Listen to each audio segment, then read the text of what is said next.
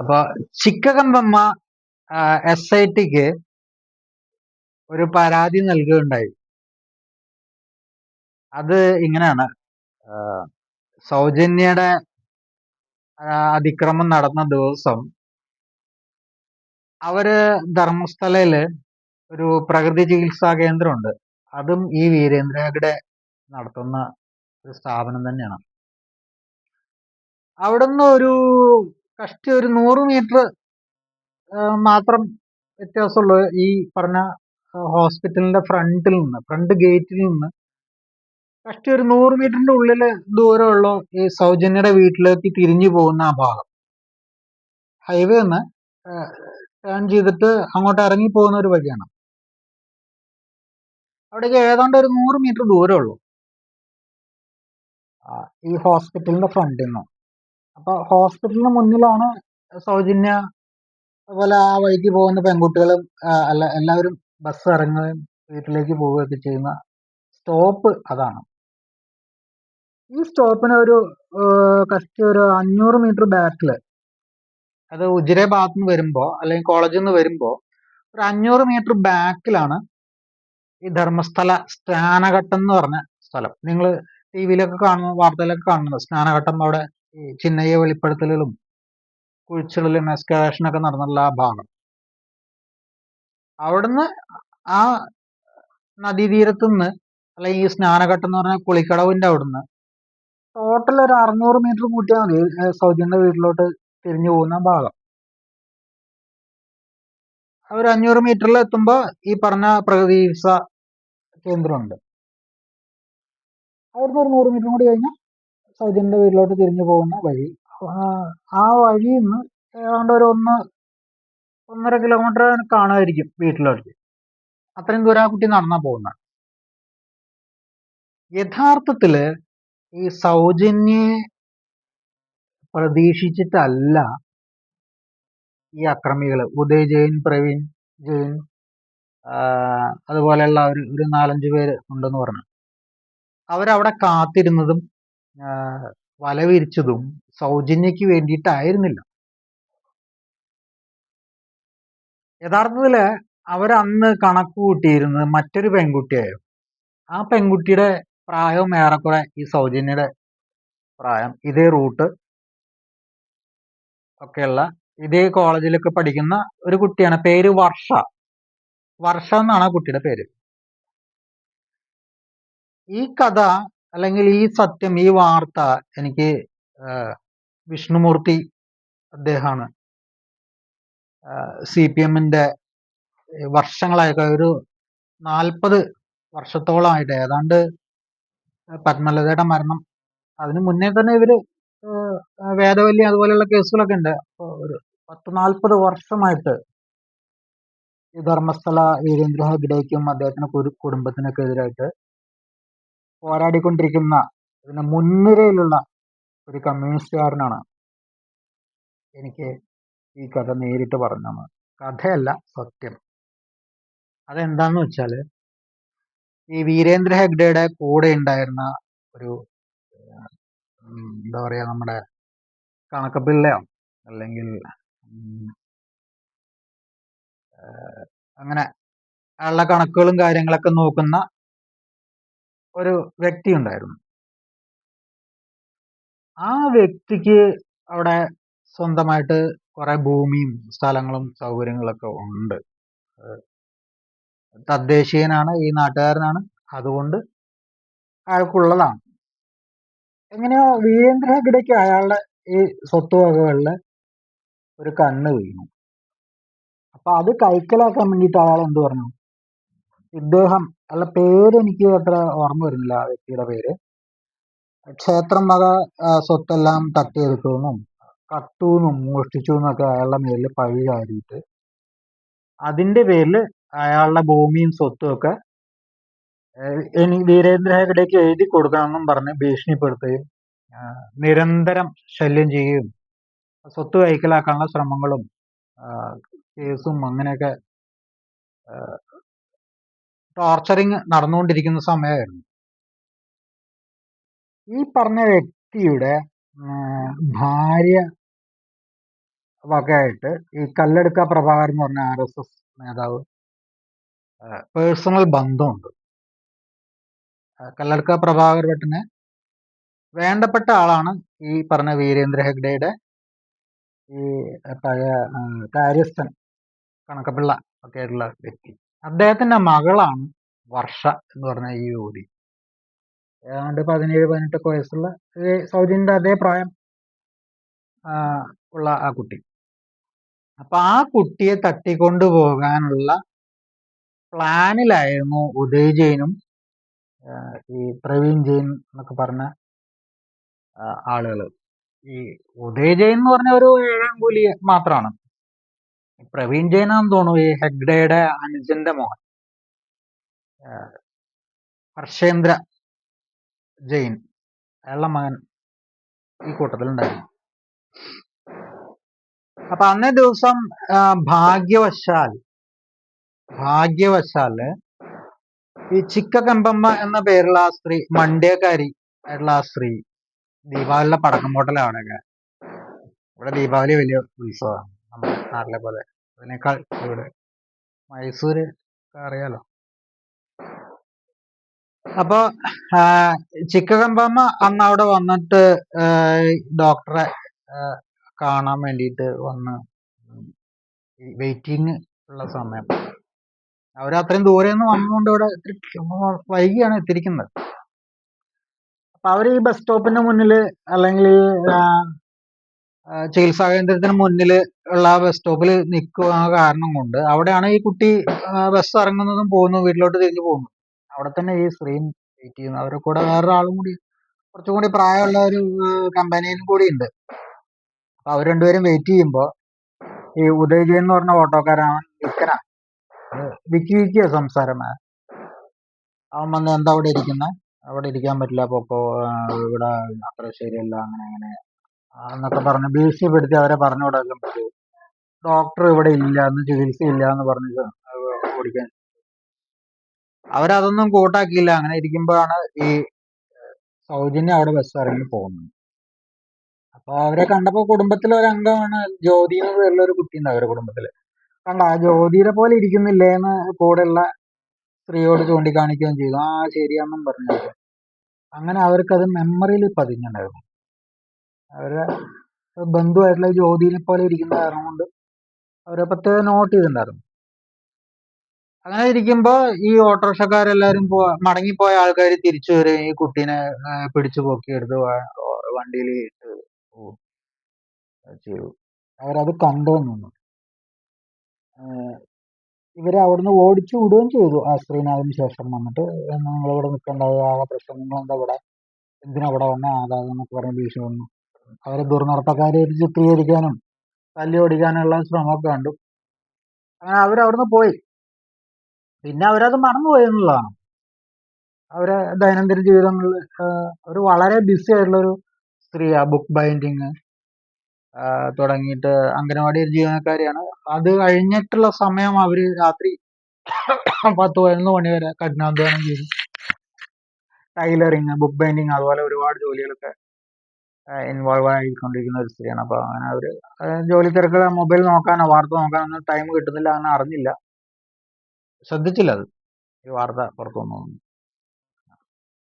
അങ്ങനെ ഒരു സംഭവം ഉണ്ടായിരുന്നു. അപ്പൊ ഈ ഇടയ്ക്ക് അവരാണ് ഈ മഹേഷ് ഷെട്ടി, തിമ്രോടി, ഗിരീഷ് മട്ടൻ, അവര് ജയന്ത്, അവരുടെയൊക്കെ ഈ പ്രതിഷേധ പ്രകടനങ്ങളൊക്കെ കാണും. അന്ന് ഞാൻ കണ്ട ആ പെൺകുട്ടി ഇന്ന ആളാണ്, സൗജന്യാണെന്ന് തിരിച്ചറിയും ഒക്കെ വന്നത് കുറെ വൈകിട്ടാണെന്ന് പറയുന്നു. എന്തു തന്നെ ആയാലും ഒരു ഞാൻ ആ സംഭവം കണ്ടു എന്ന് പറഞ്ഞ ഒരു വ്യക്തി രംഗത്ത് വന്നാൽ അത് റെക്കോർഡ് ചെയ്യേണ്ട ഒരു ചുമതല നീതിന്യായ സംവിധാനമൊക്കെ ഉണ്ടല്ലോ. അപ്പൊ അതിന്റെ അടിസ്ഥാനത്തിൽ ഈ മൊഴി രേഖപ്പെടുത്താൻ വേണ്ടിയിട്ട് ഈ ചിക്കാമ്പമ്മ SIT രൂപീകരിച്ചു വന്നപ്പോൾ അവിടെ ചെല്ലുകയും ഇതിന് ശ്രമിക്കുകയൊക്കെ ചെയ്തു. അപ്പൊ ഈ DSP ആയിട്ട് പ്രൊമോഷൻ കിട്ടിയ SITയിൽ പ്രവർത്തിക്കുന്ന ഈ മഞ്ജുനാഥ ഗൗഡ അവരെ ഭീഷണിപ്പെടുത്തുകയും മൊഴി രേഖപ്പെടുത്താതെ പറഞ്ഞയക്കുകയൊക്കെ ചെയ്തു. 2 വട്ടം കണ്ട് 3-ാം വട്ടം ഒക്കെ ശ്രമിച്ചിട്ടാണ് സ്ത്രീക്ക് അത് സാധിച്ചത്. എന്തായാലും ഇപ്പൊ ആ, മുഖ്യമന്ത്രിയുടെ നിർദ്ദേശം അവിടുന്ന് ഓഫീസിൽ നിന്ന് പോയിട്ടുണ്ട്. ഈ കാര്യത്തിൽ വളരെ സീരിയസ് ആയിട്ട് നടപടി പ്രതീക്ഷിക്കുന്നു. അതിന് വേണ്ട നിർദ്ദേശം അദ്ദേഹം കൊടുത്തിട്ടുണ്ടായിരുന്നു. അങ്ങനെ SIT അവർക്ക് ഫോമലായിട്ട് ചിക്കാമ്പമ്മയ്ക്ക് നോട്ടീസ് കൊടുത്തിരിക്കുകയാണ്. നിങ്ങളുടെ പരാതി ഞങ്ങൾ പരിശോധിച്ചു, അതിൽ വേണ്ട നടപടികൾ കൈക്കൊള്ളുന്നതാണ് പറഞ്ഞത്. അപ്പൊ ഇനി വീണ്ടും അവരെ വിളിച്ചു വരുത്തുകയും വളരെ വിശദമായ രീതിയിൽ മൊഴി രേഖപ്പെടുത്തുകയും കാര്യങ്ങൾ അന്വേഷിച്ചറിയുകയൊക്കെ ചെയ്യും. അപ്പൊ ഈ സൗജന്യയുടെ കേസില് വർഷേനയാണ് അവിടെ കാത്തു നിന്നതെങ്കിലും വർഷേനെ കിട്ടിയില്ല. പകരം സൗജന്യ കഷ്ടാലത്തിന് അവിടെ വന്നു പെട്ടു. ഇവര് കാമപ്രാന്തം എടുത്ത് കിട്ടിയിരിക്കുന്ന ആൾക്കാർ എന്ത് ചെയ്തു? ഇന്നിപ്പോ സൗജന്യം നോക്കാം, ഇനി അടുത്ത തവണ ആവാന്നുള്ള രീതിയിൽ അന്ന് സൗജന്യം തട്ടിക്കൊണ്ടുപോയും അതിക്രമങ്ങൾ കാണിക്കുകയാണ് ചെയ്തത്.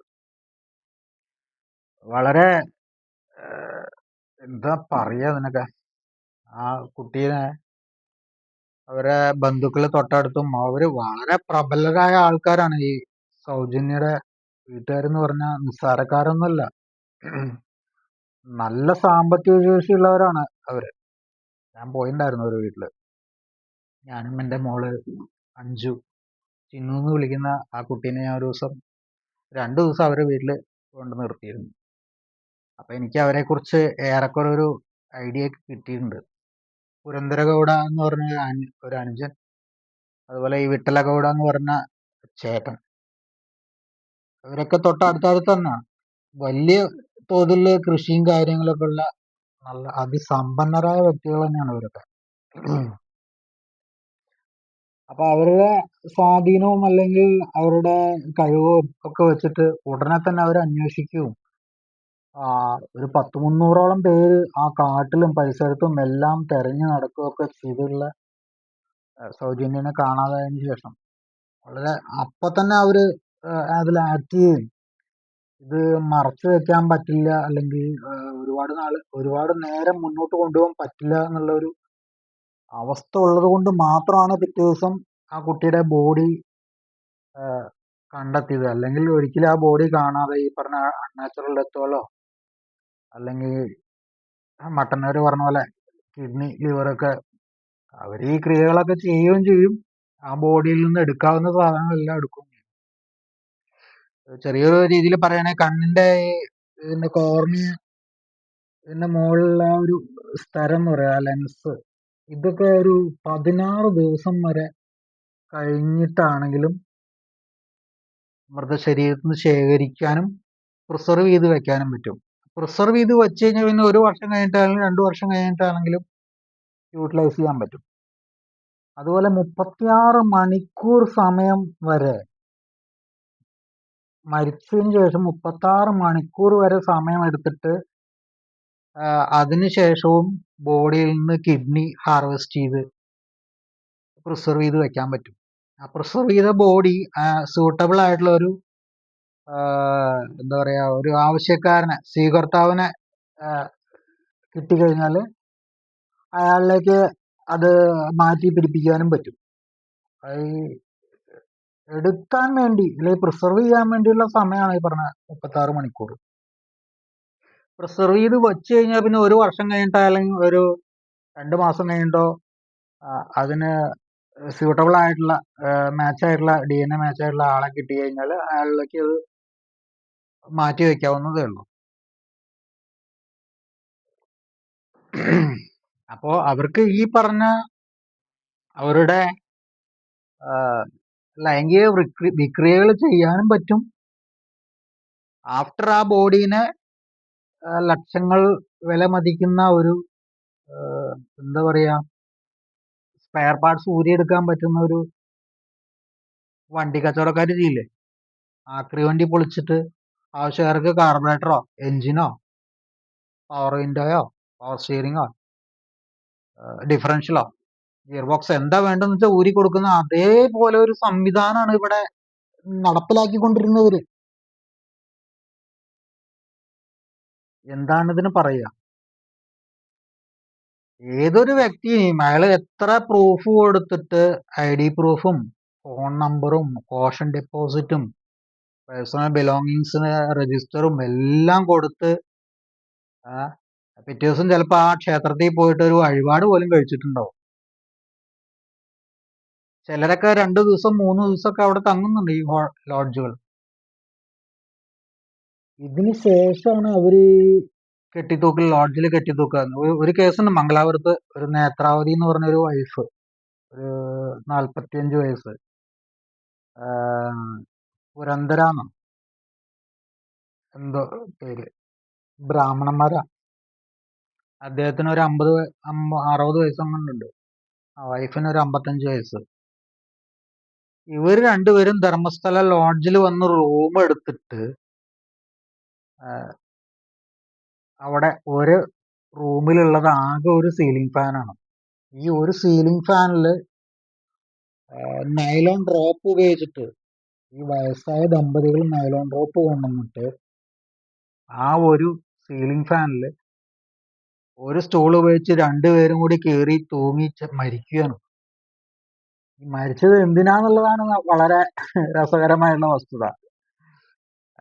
ഇന്ത്യൻ ജനാധിപത്യം ആകെ കുത്തഴിഞ്ഞ് പണമൊഴുക്കും മദ്യവും മയക്കുമരുന്നും ഒഴുകി ജനാധിപത്യം ഇവിടെ നശിച്ച് നാറാണക്കല്ലായി കിടക്കുകയാണ്.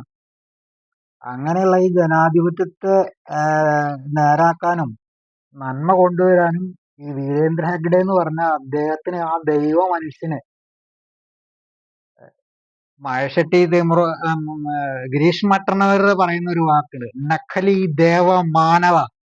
അദ്ദേഹം അത് പറയുമ്പോഴുള്ള ആ വെറുപ്പും വൈരാഗ്യവും, നഖലി ദേവ മാനവ എന്നുള്ള ആ വാക്കുകൾ മുഴുവൻ സ്ഫുരിച്ചു നിൽക്കുന്നുണ്ട്.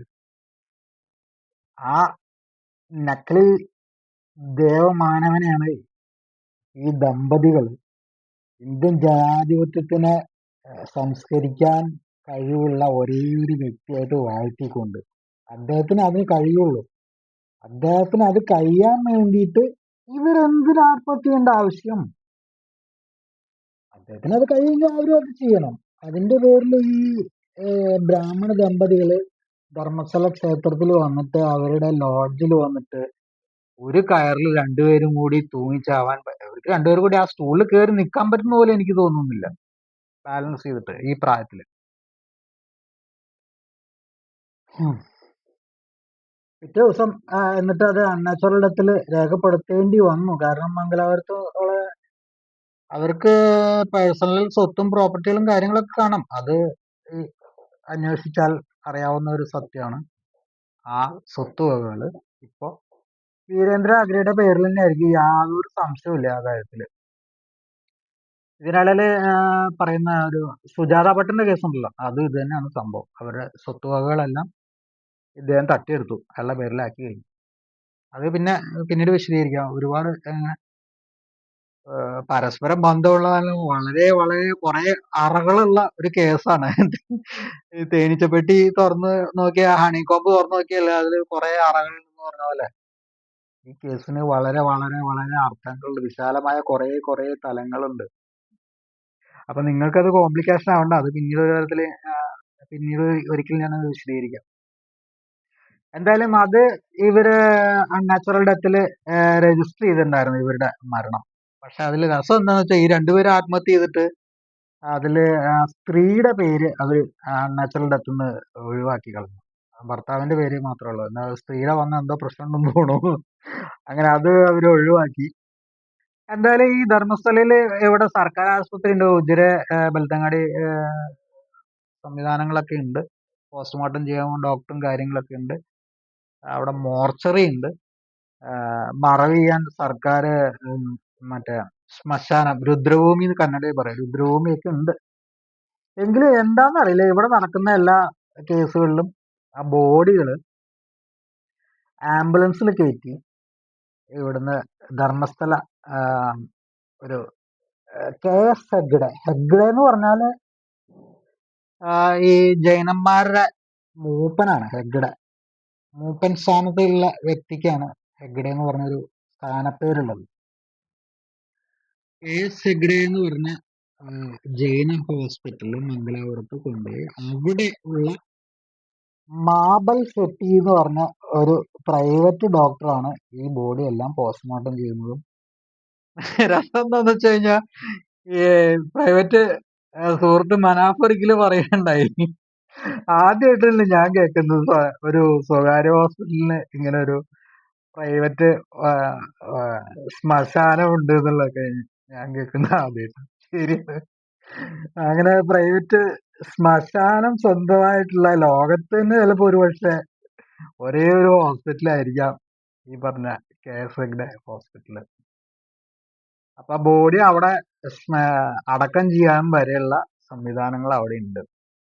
രസം എന്ന് വെച്ചാൽ ഈ മാബൽ ഷെട്ടി 30,000 കേസുകളിൽ കേരളത്തിൽ കണ്ണൂരൊക്കെ ഉള്ള തലശ്ശേരിയൊക്കെ ഉള്ള കോടതികളിലൊക്കെ അദ്ദേഹം പോയിട്ട് ഈ ഇത് വോണ്ട് സർട്ടിഫിക്കറ്റ് കൊടുത്താൽ മാത്രം പോരല്ല, അത് കോടതി ചെന്നിട്ട് അത് അറ്റസ്റ്റ് ചെയ്യുകയും കൂടി വേണമല്ലോ. അങ്ങനെ 30,000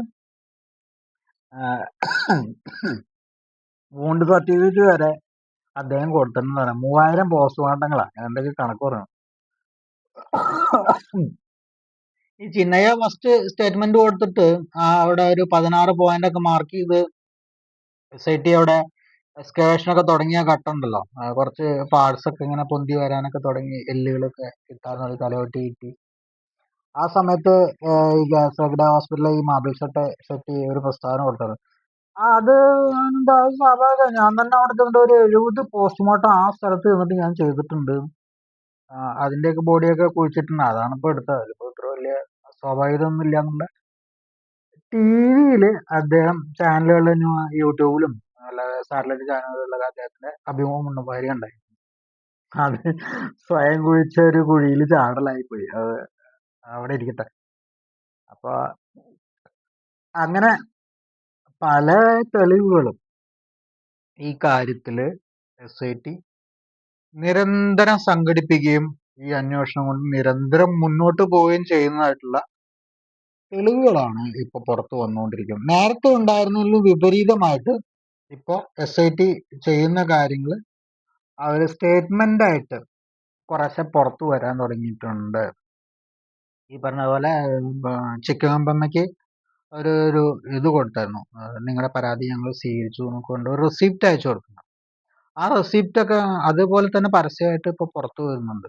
നേരത്തെ വളരെ ഗോപ്യമായിട്ടായിരുന്നു, വളരെ സീക്രട്ട് ആയിരുന്നു SITയുടെ പ്രവർത്തനങ്ങൾക്ക് എന്നുണ്ടെങ്കിൽ ഇപ്പൊ കുറച്ച് അത് പബ്ലിക്കിന് ഒരു മെസ്സേജ് നൽകുന്ന രീതിയിൽ ആയിട്ടുണ്ട്. അതായത് ഈ കേസിലെ ഓരോ കല്ലും എടുത്ത് അല്ലെങ്കിൽ ഓരോ ഇലയും എടുത്ത് മറിച്ചു നോക്കിയിട്ട് സത്യം കണ്ടെത്തും, അതിനടിയിൽ കിടക്കുന്നത് എന്താണ്, ഒരു കല്ലും അന്വേഷിക്കാതെ പോകില്ല.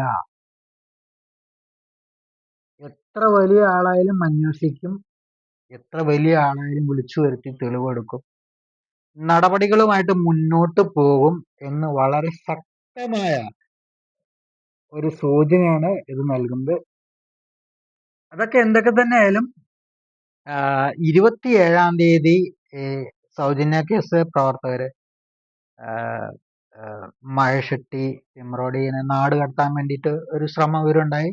അത് ഹൈക്കോടതിയിൽ നിന്ന് അത് സ്റ്റേ കിട്ടിയിട്ടുണ്ട്. അതുപോലെ ആയുധ നിയമപ്രകാരം അദ്ദേഹത്തിനെതിരെ കേസ് കൊടുത്തത് അതും സ്റ്റേ ചെയ്തിട്ടുണ്ട്. ഇപ്പൊ ലേറ്റസ്റ്റ് ആയിട്ട് മറ്റേ ഗിരീഷ് മട്ടന്നവരുടെ പേരിലും ജയന്തിന്റെ പേരിലൊക്കെ ഇതുപോലുള്ള നാടുകടത്തൽ നടപടികളിലേക്ക് നീങ്ങാൻ വേണ്ടിയിട്ട് അവരുടെ പേരിലുള്ള കേസുകളുടെ എണ്ണം കൂട്ടാനുള്ള അടിസ്ഥാനത്തിൽ കുറെ വ്യാജ കേസുകളൊക്കെ എടുത്തിട്ടുണ്ടായിരുന്നു. 2 ദിവസം കൊണ്ട് മുഖ്യമന്ത്രിയിൽ നിന്ന് വളരെ ശക്തമായിട്ടുള്ള ഒരു താക്കീത് എന്നുള്ള രീതിയിൽ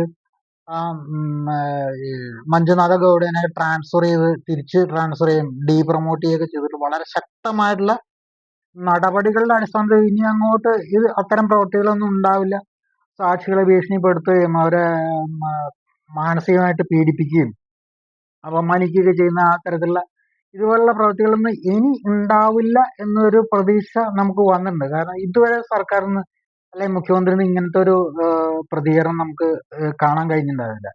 ഇപ്പൊ കഴിഞ്ഞ ദിവസങ്ങളാണ്, ദീപാവലിയോട് കൂടിയിട്ടാണ്, ദീപാവലി എന്ന് പറഞ്ഞാൽ തന്നെ തിന്മയ്ക്കെതിരെ നന്മയുടെ വിജയമാണല്ലോ, പ്രകാശത്തിന്റെ വിജയമാണല്ലോ.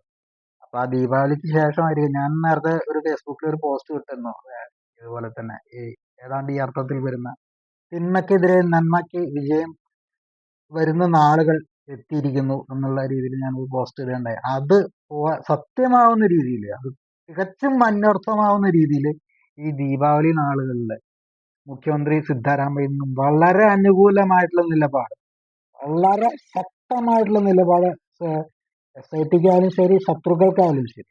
ശത്രുക്കൾ എന്ന് ഞാൻ പറയുന്നത് ഈ നീതിയുടെ ന്യായത്തിന്റെ ശത്രുക്കള്, വീരേന്ദ്ര ഹെഗ്ഡെയും കുടുംബവും എന്ന് പ്രത്യേകമായിട്ട് പേരെടുത്ത് പറയാൻ ഞാൻ ആഗ്രഹിക്കുകയാണ്. ആ ദുഷ്ടശക്തികൾക്കെതിരായിട്ട് വളരെ ശക്തമായ നിലപാടാണ് കർണാടക സർക്കാരും മുഖ്യമന്ത്രി സിദ്ധാരാമയ്യയും എടുത്തിരിക്കുന്നത്. അതിന്റെ ചുവട് വെച്ച് അതേ രീതിയിൽ ഇൻ റെസണൻസ് നീങ്ങാൻ SIT തയ്യാറായിരിക്കുന്നു എന്നുള്ള ശുഭപ്രതീക്ഷയാണ് എനിക്ക് ഈ സന്ദർഭത്തിൽ നിങ്ങളോട് പങ്കുവയ്ക്കാനുള്ളത്. നന്ദി, നമസ്കാരം എല്ലാവർക്കും.